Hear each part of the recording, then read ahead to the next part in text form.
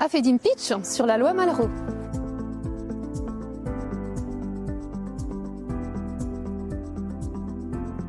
Il y a une cinquantaine d'années, André Malraux prononçait dans l'hémicycle de l'Assemblée nationale l'un de ses plus beaux discours en présentant son projet de loi sur les secteurs sauvegardés.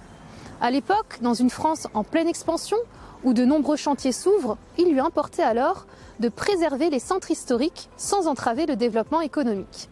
Son texte, promulgué en 1962, est toujours d'actualité et a fait l'objet d'améliorations.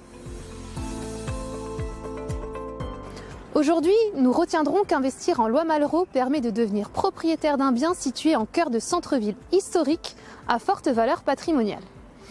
La réhabilitation est confiée à des partenaires historiques et pérennes qui allient solidité financière, courbe d'expérience et savoir-faire, notamment en perpétuant des techniques de rénovation ancestrale.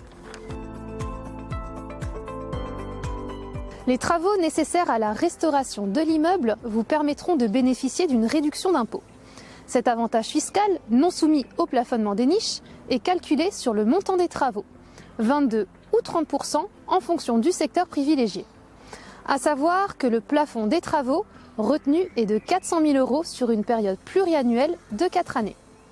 Pour plus de souplesse, vous aurez la possibilité de reporter pendant 3 ans la fraction de la réduction d'impôt que vous n'auriez pas pu imputer au titre d'une année d'imposition.